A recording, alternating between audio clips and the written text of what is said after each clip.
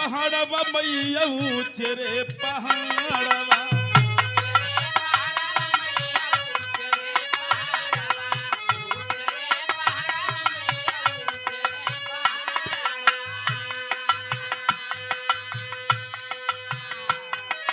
ऊंचे रे पहाड़वा पे बसलू मयारिया, कैसे के चरनिया तोहरे आई रे माँ।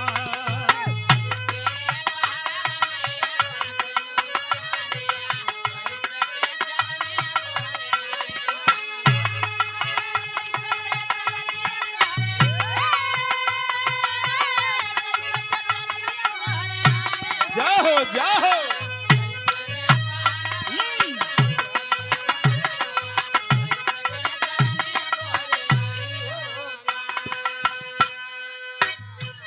माई, बड़ा ऊंचे बसल बाड़ू, कैसे रावण चरण में आई। पहुंचा है गंगा के घाट पर पहुंचा है, देखता है मेरे पास कुछ नहीं है। मन में सुदलत की गंगा का जल लेके चली माई के रावण चरण के पखार दे। लेकिन जब गंगा के जल के पास पहुंचा तो देखता है, क्या देखता है मास्टर?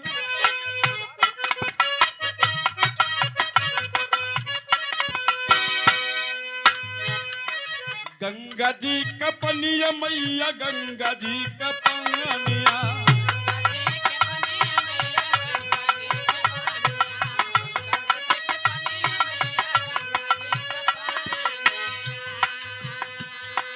गंगा जी का पनिया मैया मछरी जुठार ले।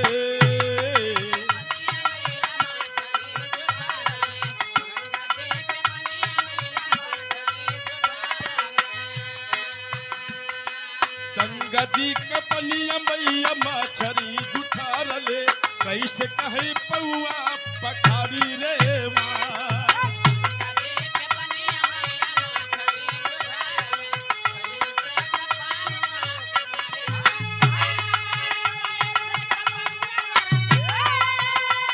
जाओ जाओ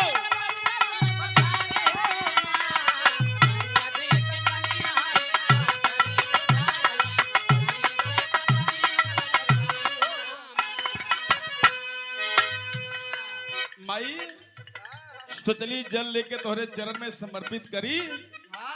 लेकिन देखली है कि गंगा के जलवा के मछरी अपने मुंह में लेत बा, और वही के वो गलत हो,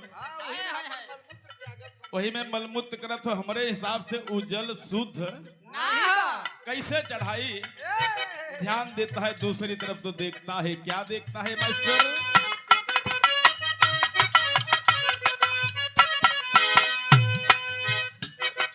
बागिया का फूलवा मैया, बागिया का फूलवा।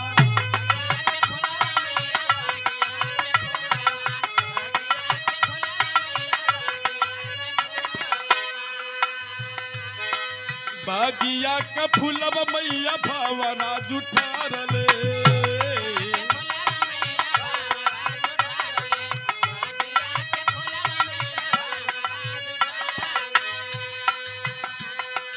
बागिया का फूलवा मैया भावना जुठार ले, कैसे कहे हरवा चढ़ाई रे माँ।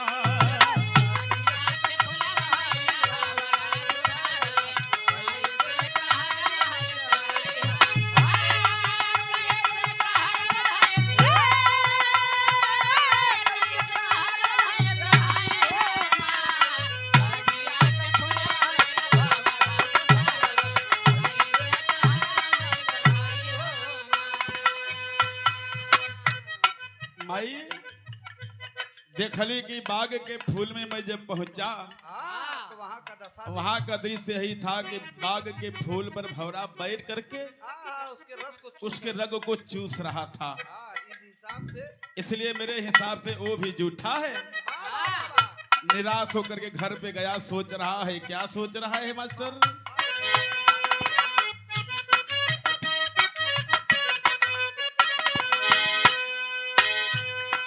गैया का दूधवा मैया, गैया का दूधवा।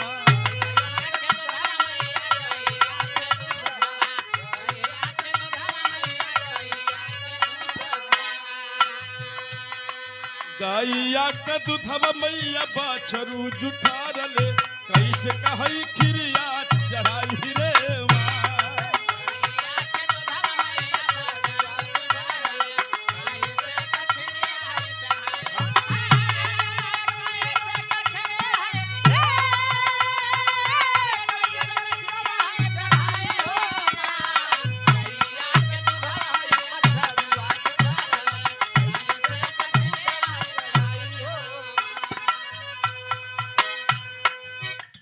सब तुझ देखल नहीं ठीक हो और ना रहे सोच ले आखिरकार गाय का भी दूध जूठा है, वाह के गंगा का जल भी जूठा है, हाँ बागी का फूल भी जूठा है। सोचलस कुछ नहीं ढोलक हारमोनियम स्वर साधना है। सोचत विकास सोचलस मास्टर आखिरी बात बा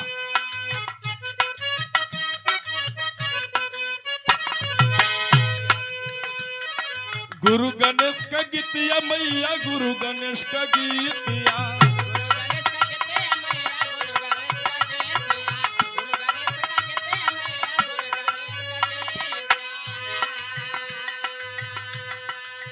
राम देव का गीतिया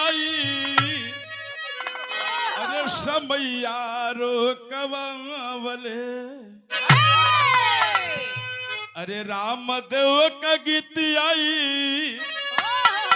अरे समैया रो कवले कैसे दिनवा गीतिया अभी गाई रे माँ।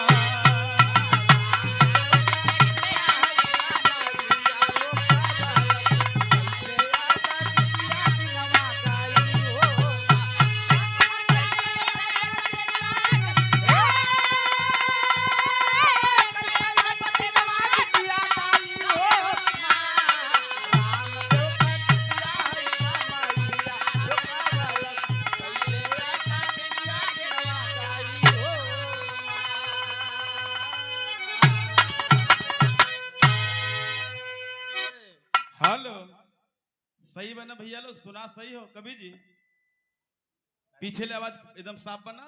बहुत बहुत धन्यवाद आप सबके। हेलो उमा बेस बा भैया अच्छा मास्टर हेलो